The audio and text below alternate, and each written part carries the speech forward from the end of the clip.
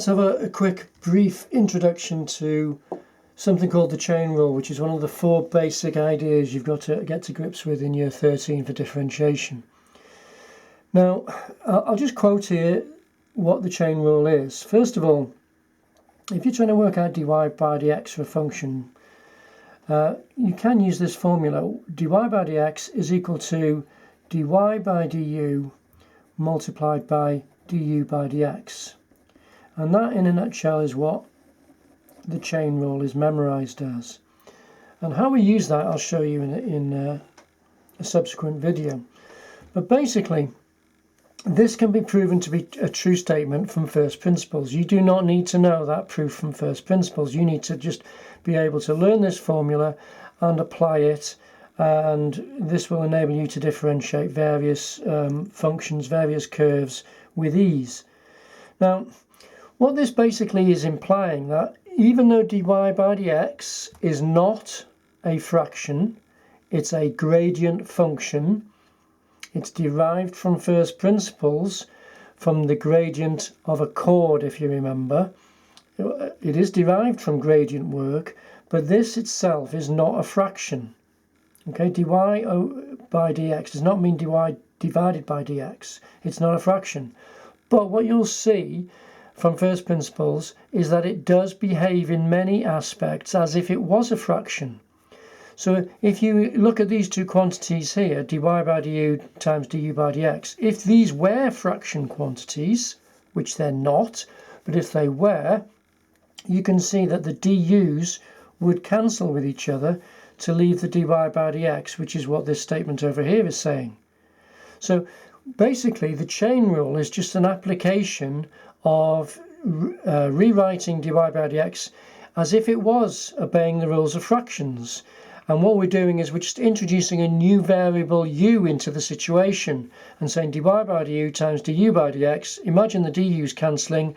Dy by dx is the same as dy by dx. So that, if you think of it like a fraction, is very easy to memorize. Dy by dx is dy by du times du by dx. And that is known as the chain rule. Now, I'm going to show you with a very easy example or two how we make use of this. So if I look at number 1, if I say to you, here is a function, y is equal to, and I give you, let's give you something like 2x plus 1 to the power 2. And I say to you, let's differentiate that. Now, there's a couple of ways you can differentiate that. I'll do it using the year 12 technique, first of all, because you can do this using year 12.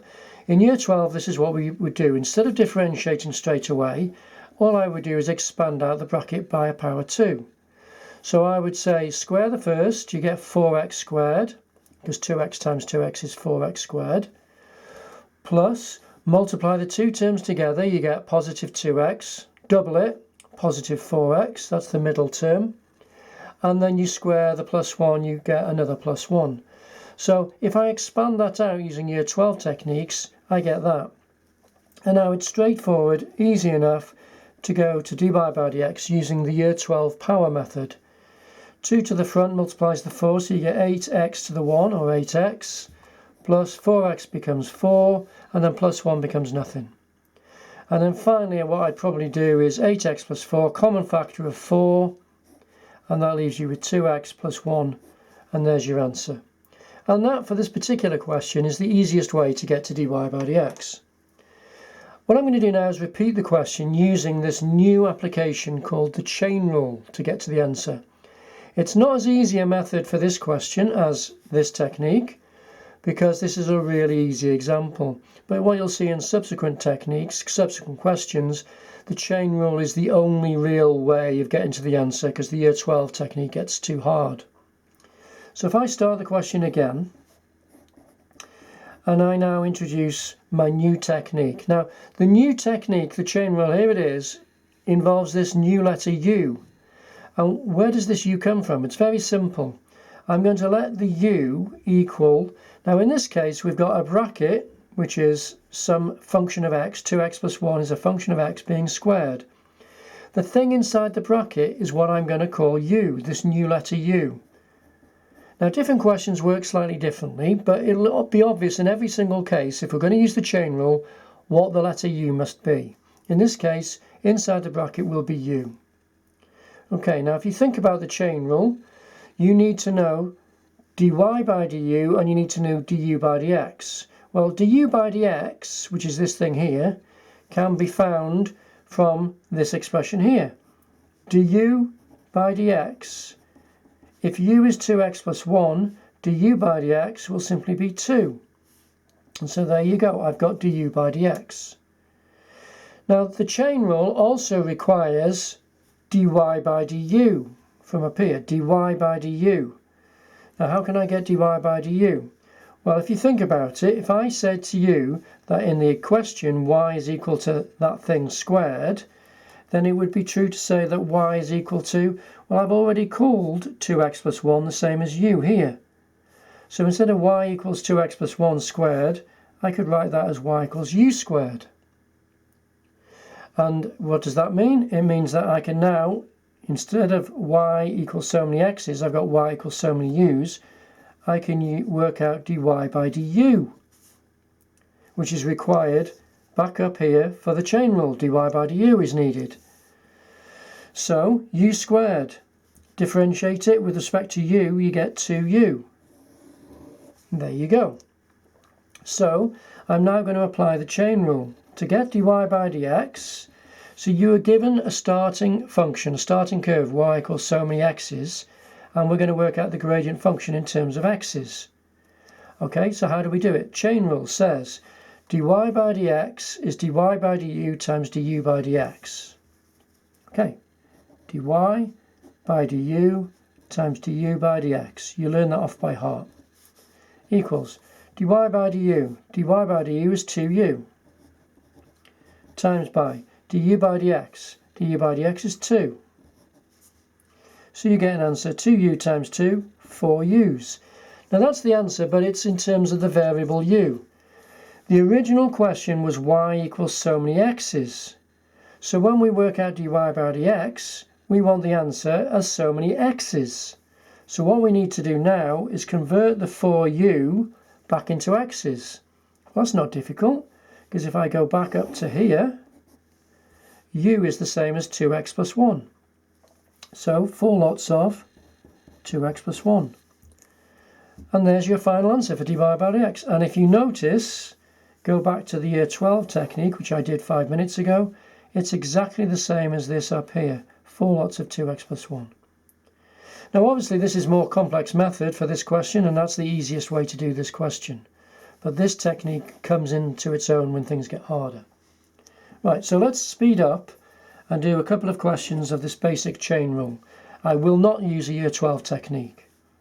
So let's say I did y equals 3x minus 1 to the power 3. And I said to you, differentiate that. Well, if I was trying to do this by the year 12 technique, I'd have to, first of all, expand this bracket out by a power 3, which immediately makes it a more complex question.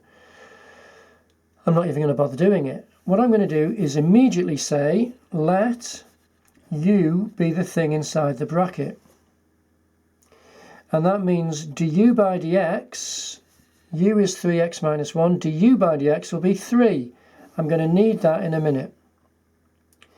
Now, if I've said u is 3x minus 1, the thing inside the bracket is the same as u, I can now write down a second statement which is true, that y will be the bracket cubed, y equals u cubed. So I now can write down dy by du will be 3u squared in terms of u's. And that will also be needed for the chain rule. So now to my answer, dy by dx will be equal to, quote it, dy by du times du by dx. Okay, let's substitute in. Equals dy by du is 3u squared times du by dx. Well, du by dx is 3. So the answer to this is 9u squared. But that answer there doesn't involve x's.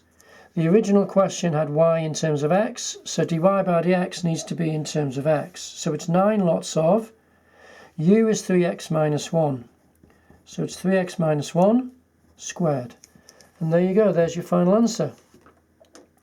Just a couple of points. Obviously, when you're doing this as a question, if you got that as a question, you were asked to differentiate it, you can quite clearly see it's not the product of two functions. It's just a single function to a power 3.